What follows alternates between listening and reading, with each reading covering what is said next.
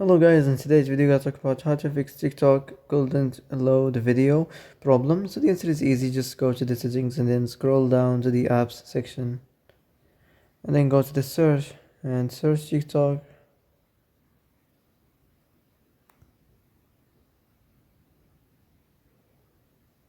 and then go to the storage, and here you will find this clear cache option. Click on it.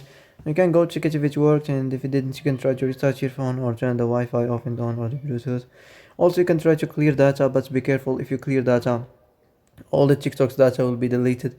This includes all files, the settings, the accounts, the databases, etc. So be careful if you wanna clear your data. So that's it for today's video. I hope this is the answer you've been looking for. If you like this video, don't forget to like and subscribe, and see you in the next video.